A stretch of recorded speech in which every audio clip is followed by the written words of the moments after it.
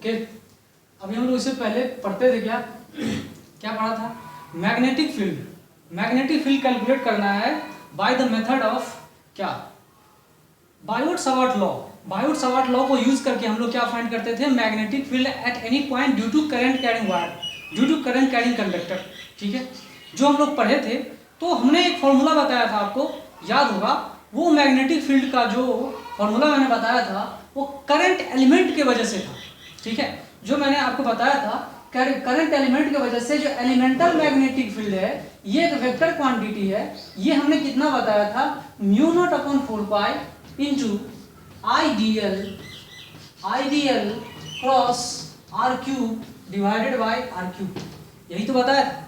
ये जो current element है, ये जो मैग्नेटिक फील्ड मैंने बताया था, स्मॉल मैग्नेटिक फील्ड बताया था due to current element this. ये करंट एलिमेंट की वजह से हमने आपको मैग्नेटिक फील्ड बताया था। तो आप देखिए ये मैग्नेटिक फील्ड एक वेक्टर क्वांटिटी है और इसकी direction current element and displacement vector के दोनों के परपेंडिकुलर है। ठीक है, तो हमें ये फाइंड करना है। तो इसमें सवाल ये था कि ये जो करंट एलिमेंट है वो स्मॉल होना चाहिए, बहुत लार्ज नहीं होना चाहिए, स्मॉल होना चाहिए। Current element must be small, है ना, very very small. Current element क्या होना चाहिए? स्मॉल होना चाहिए, छोटा होना चाहिए। तो यहाँ देखिए आइडियल की बात करते हैं, करंट है या आइडियल है। तो यहाँ मैंने क्वेश्चन दिया है, उसका आप थोड़ा सा आंसर देना। मान लो ये नॉर्थ डायरेक्शन है और ये नीचे साउथ है, ये ईस्ट है, वेस्ट है, देख रहे हैं ना, ये डायरेक्शन आपको दिया हुआ है। एक करंट कैरिंग कंडक्टर है जिसका करंट एलिमेंट हमने लिया है इतना ideal. This is called ideal, है ना, ये क्या कहलाता है? आइडियल। तो आइडियल में इसका लेंथ जो है हमने 1 मिलीमीटर रखा। कितना रखा भाई? 1 मिलीमीटर, जिसको हम बोलते हैं 10 टू द पावर -3 मीटर। ठीक है, ये 1 मिलीमीटर का मतलब क्या है? 10 टू द पावर -3 मीटर। ठीक है, ये करंट एलिमेंट है, इसका लेंथ बहुत कम है और इससे काफी दूर पे हमने क्या किया? एक पॉइंट P ले लिया। ठीक है, एक पॉइंट P ले लिया जहां पे हमें मैग्नेटिक फील्ड फाइंड करना है। तो आइडियल की डायरेक्शन किधर है भाई? आइडियल की डायरेक्शन ऊपर है। आर क्रॉस की वेक्टर डायरेक्शन किधर है? इधर है। इन दोनों के बीच में थीटा है। तो आइडियल क्रॉस आर क्या है? Into the plane. यहाँ पर जो मैग्नेटिक फील्ड होगा वो क्या होगा? इनटू द प्लेन आ रहा है।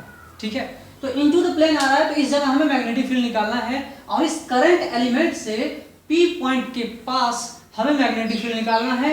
और करंट एलिमेंट से P पॉइंट तक जो डिस्टेंस है वो कितना है? 1 मीटर। वो कितना है भाई? 1 मीटर। तो 1 मीटर आप निकालो, 1 मीटर के पास कितना होगा वो आप हमें बताओ।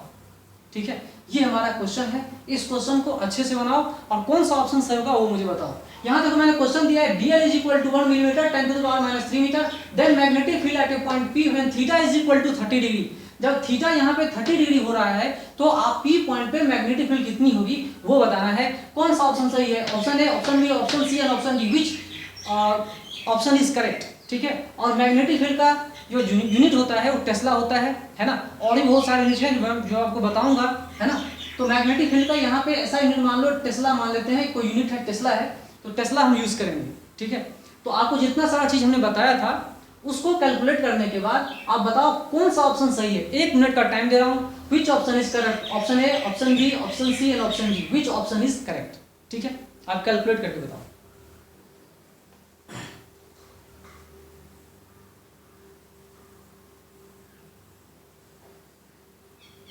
क्या करो, वीडियो को पॉज करके, ठीक है, और इसका सॉल्यूशन ढूंढो। क्या होगा? इसका सॉल्यूशन ढूंढेंगे हम लोग वीडियो को पॉज करके। तो यहाँ थोड़ा सा वीडियो को पॉज करके हम देख सकते हैं कि कौन सा ऑप्शन सही है। म्यू नॉट अपॉन 4 पाई की वैल्यू कितनी होती है? म्यू नॉट अपॉन 4 पाई की वैल्यू कितनी होती है भाई? 10 टू द पावर -7 होता है। ठीक है, ये कितना होता है भाई? Tesla metre by ampere. इतना हमने वैल्यू डाल दिया। कितना करंट मूव कर रहा है इस वायर में? कितना करंट चल रहा है? 10 एम्पेयर करंट चल रहा है। ठीक है, हम 10 एम्पेयर लिख देंगे यहाँ पर। ठीक है, इसके बाद देखिए करंट दिया, करंट एलिमेंट कितना लेंथ है इसका? 1 मिलीमीटर। तो यहाँ लिखेंगे हम लोग 1 मिलीमीटर। ठीक है, 10 टू द पावर -3 मीटर। ठीक है, हम यहाँ क्या लिखेंगे? 10 टू द पावर -3 मीटर। और इसके बाद क्या होगा भाई? 10 टू द पावर 3 मीटर। इसके बाद क्या होगा? यहाँ पे डिस्प्लेसमेंट वेक्टर जो r वेक्टर है वो कितना है? 1 मीटर है ना। तो 1 मीटर यहाँ पर साइन 30 डिग्री लिखेंगे, साइन 30, यहाँ देखिए गौर से देखिए, साइन 30 डिग्री है, डिवाइडेड बाय क्या लिखेंगे, आर स्क्वायर। यहाँ पे आर स्क्वायर, ऊपर में एक आर कट गया, आर क्यूब था नीचे में, है ना, तो आर स्क्वायर मतलब 1 मीटर का स्क्वायर। तो आप कैलकुलेट करके बता सकते हो कि क्या कहानी होगी, कितना आंसर होना चाहिए। साइन 30 1/2 यहाँ पे देखेंगे 1/2 को अगर हम 1/2 इंटू 10 कितना होगा 5, और 10 टू द पावर -10, तो एम्पियर से एम्पियर कट गया, मीटर स्क्वायर से मीटर स्क्वायर भी कैंसिल हो जा रहा है, तो आंसर कितना आ रहा है 5 into 10 to the power -10 tesla. ये हमारा करेक्ट ऑप्शन है, this is the correct option. इस करेक्ट ऑप्शन को आप टिक कर लो, यही करेक्ट ऑप्शन है। बाद में जितने सारे ऑप्शन हैं सब के सब गलत है, ठीक है। चलिए इसके आगे चलते हैं, इसके आगे हम लोग चलेंगे। यहाँ देखिए कि हमने थीटा इज इक्वल टू कितना दिया, थीटा इज इक्वल टू कितना है भाई, तो थीटा हमारा 30 डिग्री है, तो थीटा 30 डिग्री है तो आपने कैलकुलेट कर लिया। अब 0 डिग्री पे कैलकुलेट करो, 45 डिग्री पे कैलकुलेट करो, 60 डिग्री पे कैलकुलेट करो, 90 डिग्री पे कैलकुलेट करो, खुद कैलकुलेट करना है आपको, सारी चीजें आपको खुद करनी है और देखना है कि मैक्सिमम कहाँ पे हो रहा है। सब कुछ हमने सेम रखा है, करंट तो उतना ही रखा, करंट एलिमेंट का लेंथ भी वही है 1 मिलीमीटर है, डिस्टेंस भी हमने उतना ही रखा, बस हमें थीटा चेंज करते जा रहे हैं। थीटा चेंज करके हम कैलकुलेट कर सकते हैं, तो आप एक एक जगहों पे फाइंड करके देख सकते हो कि क्या कहानी होगी।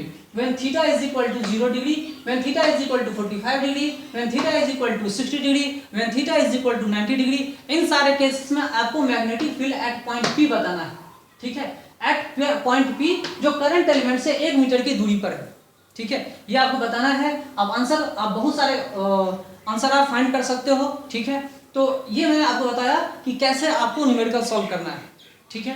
आगे चलते हैं, इसी टाइप से कुछ अलग टाइप का क्वेश्चन आपके एग्जाम में पूछ दे तो आप क्या करोगे। मान लो कि कोई वायर है, ठीक है, कोई वायर है जिसमें करंट 10 एम्पियर फ्लो हो रहा हो और डीएल वेक्टर हम कितना लिख सकते हैं। डीएल वेक्टर को लिखना होगा तो मान लो हमने डीएल वेक्टर यहाँ लिखा, देख लीजिए क्वेश्चन को मैंने चेंज कर दे रहा हूँ, यहाँ पे मैं क्वेश्चन को ही चेंज कर दूंगा तो आपको फिर आंसर बताना है, ठीक है। डीएल वेक्टर मैं चेंज करूंगा, ठीक है। डीएल वेक्टर को मैं लिख रहा हूँ 2 into 10 to the power -3 metre, ठीक है, और लिखेंगे इसको i cap plus j cap, ठीक है, i cap plus j cap हमने लिखा है, ठीक है। अब आप क्या करोगे कि इसका आप आंसर बताओगे, प्लस आर वेक्टर जो डिस्प्लेसमेंट वेक्टर है उसको हम लोग कितना ले रहे हैं भाई, उसको हम लोग लेंगे, कितना ले रहे हैं यहाँ पर 5 है ना। इसके बाद आई कैप माइनस जे कैप, है ना, जो कुछ भी है ये इतना मीटर हमने रखा है। इस केस में, इसी टाइप के केस में आपको क्या करना है कि आपको फाइंड करना है कि कितना क्या हो रहा है भाई, कितना मैग्नेटिक फील्ड की अमाउंट होगी वो भी आप बता सकते हो। यहाँ प्लस ले लो, है ना, प्लस लोगे तो क्या होगा आंसर, प्लस होगा तो गड़बड़ हो जाएगा, क्रॉस आ जाएगा, है ना, माइनस रख देते हैं यहाँ पर 2i रख देते हैं। अब बताइए कितना होगा। तो इस तरह से आप आंसर फाइंड कर सकते हो। एग्जाम में इस तरह के क्वेश्चन ही पूछ सकते हैं, तो जब आप क्वेश्चन पूछेंगे तो आपको घबराना नहीं है, क्योंकि बेसिक क्वेश्चन है, इजी क्वेश्चन है, आपको इन्हें सॉल्व करके दिखाना है और क्रॉस प्रोडक्ट करके दिखाना होगा। आई कितना है 10, डीएल इसको क्रॉस करना है, आई क्रॉस आई 0, आई क्रॉस जे क्या हो गया के, तो माइनस के, ठीक है, प्लस यहाँ पर मैं आपको क्रॉस प्रोडक्ट करके दिखा दे रहा हूँ, है ना, 2 इंटू 5 कितना हो रहा है 10। तो यहाँ पे देखिए मैं क्रॉस प्रोडक्ट करके दिखा रहा हूँ, आइडियल क्रॉस आर वेक्टर। जब मैं इसको दिखाऊंगा तो आप देखिए कैसे बन रहा है। आई क्रॉस आई 0 हो रहा है ना, तो कितना आ रहा है माइनस के। तो पहले इन दोनों को मल्टीप्लाई करेंगे, नंबर को 5 इंटू 10, तो कितना आ रहा है भाई 10 टू द पावर -2, ठीक है, 10 टू द पावर -2, और 10 एम्पियर करंट पहले से था, इनटू आई क्रॉस जे, तो कितना आ रहा है भाई, तो ये आएगा माइनस के, ठीक है, माइनस के। इसके बाद इसको मल्टीप्लाई करेंगे जे क्रॉस आई कितना होता है माइनस के, है ना, तो यहां पे लिखेंगे -2k वेक्टर, ठीक है, -2k vector and J cross J कितना होता है 0, ठीक है। तो हमारे पास आंसर कितना आया भाई, तो ये आंसर आ रहा है हमारा कितना 10 3, ये क्वांटिटी कितना आ रहा है, 3 आ रहा है, बाहर आ जा रहा है। तो यहाँ पे हम लिखना चाहेंगे कितना आएगा, यहाँ पर आराम से देखेंगे तो कितना आ रहा है, -10 आ रहा है ना। तो यहाँ पे लिखेंगे 3 × 10⁻⁻1 और यहाँ पर k आ रहा है, ठीक है, ये k आ रहा है। तो ये हमारा आइडियल इनटू क्रॉस आ रहा है, तो मतलब ये एम्पेयर मीटर स्क्वायर है, ठीक है। ये क्वांटिटी आपको पता चल रहा है, ठीक है। और आर क्यूब के बदला आर का मैग्नीट्यूड पता कर लेंगे, आर वेक्टर की मैग्नीट्यूड पता करोगे तो ये कितना मैग्नीट्यूड है आर का, तो लिखेंगे कितना आएगा भाई इसका, तो इसका मैग्नीट्यूड निकालेंगे तो कितना आएगा 5, और इसका मैग्नीट्यूड निकालेंगे कितना हो रहा है, 2 दूना 4, 2 दूना 6 कितना आ रहा है, √5 है ना। तो √5 इतना आ रहा है। तो इसको आप देख लो, समझ लो, इतना जो है ये मीटर आ रहा है। इसका क्यूब निकाल देंगे तो काम बन जाएगा। इस टाइप से क्वेश्चन अगर पूछेंगे तो आप आराम से सॉल्व कर सकते हो। मेरा कहने का मतलब ये है कि कभी भी घबराना नहीं है। और जो भी मैंने आपको बताया था बायोट-सावर्ट लॉ, एलिमेंटल करंट की वजह से मैग्नेटिक फील्ड निकालना था। फिर अगर इंटीग्रेट करते तो पूरे वायर की वजह से मैग्नेटिक फील्ड हम कैलकुलेट कर सकते थे इंटीग्रेशन करने के बाद, नॉट बिफोर द इंटीग्रेशन, ठीक है। इंटीग्रेशन क्या है, समेशन है। जब तक हम सम नहीं करेंगे पूरे करंट कैरिंग वायर की वजह से कितना मैग्नेटिक फील्ड होगा, किसी पॉइंट पे कितना होगा, वो हम कैलकुलेट नहीं कर सकते, ठीक है। इस बात को आप लोग याद रखिएगा। तो यहाँ पे आर वेक्टर को हमने इतना सारा लिखा है, जो भी है आप लिख सकते हो, कोई दिक्कत नहीं है ना। चलिए, तो मैंने आपको बताया इसका क्यूब निकाल दोगे, तो आर क्यूब हो जाएगा। इस तरह से आप लोग क्वेश्चन को समझ सकते हो। फिर आगे चलते हैं, हमारे सिलेबस में जो पढ़ना है बायोट-सावर्ट लॉ को पढ़ना है। अगर हम बायोट-सावर्ट लॉ को अच्छे से पढ़ेंगे तो आगे भी क्वेश्चंस को अच्छे से समझ पाएंगे। तो देखिए, बायोट-सावर्ट लॉ को यूज करेंगे, यूज ऑफ बायोट-सावर्ट लॉ, ठीक है। Use of Biot Savart law to calculate the magnetic field due to different current elements. तो डिफरेंट टाइप के करंट एलिमेंट्स जो होंगे वो क्या क्या हो सकते हैं। एक तो ये हो सकता है स्ट्रेट करंट कैरिंग वायर, जिसकी वजह से भी हमें कैलकुलेट करना है। यहाँ पे क्या है, magnetic field due to straight current carrying wire, ये भी हो सकता है। ये भी हो सकता है magnetic field at the centre of current loop और सेगमेंट एट इट्स सेंटर, है ना। सेंटर पे कितना मैग्नेटिक फील्ड होगा ड्यू टू लूप और इट्स सेगमेंट, ठीक है। तीसरा देखिए, एक सर्कुलर कॉइल के एक्सिस पर, एक्सियल पॉइंट पे, एक सर्कुलर कॉइल के एक्सियल पॉइंट पर कितना मैग्नेटिक फील्ड होगा, वो भी हम कैलकुलेट करेंगे, वो भी हमें पढ़ना है। और magnetic field due to solenoid पढ़ना है। और एक्सिस पे सोलेनॉइड के एक्सिस पे कितना मैग्नेटिक फील्ड होगा, वो भी हमें कैलकुलेट करना है, समझना है, ठीक है। तो ये सब चीजें हमें एक एक करके पढ़ना है। पहले हम लोग पढ़ेंगे magnetic field due to a current carrying wire, है ना, स्ट्रेट करंट कैरिंग वायर। इसके बाद पढ़ेंगे magnetic field due to current carrying loop और its segment at its centre. तीसरा हम लोग पढ़ेंगे current magnetic field at an axial point of a circular coil. और उसके बाद पढ़ेंगे magnetic field due to a solenoid. ये सब चीजें हमें पढ़ना है, जानना है। तो अब मैंने इतना सारा चीज आपको बता दिया, ठीक है। अब आप एक ही सोचो कि जो मैंने बताया था आप आराम से बता सकते हो। मान लो ये करंट कैरिंग वायर है, ठीक है, और मैग्नेटिक फील्ड हमने कुछ इस टाइप से इधर दे रखा है। इस टाइप से मतलब मैग्नेटिक फील्ड जो है इस करंट कैरिंग वायर की तरफ मतलब एंटी क्लॉकवाइज सेंस में मूव कर रहा है। तो बताओ कि करंट ये जो इसमें करंट है ये अपवर्ड में है या डाउनवर्ड में है, ये बताओ, ठीक है। तो इसको फाइंड करने के लिए हम लोग क्या करेंगे, अपने उंगलियों को मैग्नेटिक फील्ड की तरफ कर्ल करेंगे, घुमाएंगे। तो मैग्नेटिक फील्ड की डायरेक्शन जिधर कर्ल करेंगे, थंब का डायरेक्शन किधर दे रहा है भाई, अप की तरफ दे रहा है। तो अपवर्ड डायरेक्शन में करंट मूव कर रहा है। इस तरह से हम लोग फाइंड कर सकते हैं मैग्नेटिक फील्ड की डायरेक्शन, ठीक है। आगे चल के बताएंगे कि magnetic field do not cross each other, है ना, do not cross one another, कभी भी एक दूसरे को क्रॉस नहीं करते।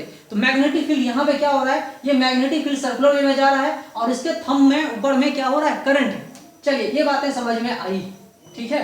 अब हम लोग आगे सोचते हैं कि अगर हमने करंट कैरिंग एलिमेंट, अगर मैं इसको क्लॉकवाइज सेंस में करंट अगर मूव कर रहा हो, तो बताइए कि करंट इसमें किधर जा रहा था, तो करंट इसमें नीचे की ओर जा रहा था। इस चीज को आप लोग ध्यान से समझिएगा, ओके। फिर हम लोग अब चलेंगे पहला जो हमारा है वो क्या है, magnetic field due to a current carrying wire, straight current carrying wire. और स्ट्रेट करंट कैरिंग वायर के सेंटर पे परपेंडिकुलर बाइसेक्टर पे किसी भी पॉइंट पे या एक इन पे दूसरे इन पे ये सब चीजें पढ़ना है। इनफाइनाइट वायर की वजह से क्या होगा, एक डिफिनिट लेंथ वाले वायर की वजह से क्या होगा, एक एक चीज हम लोग डिटेल में पढ़ेंगे। ओके।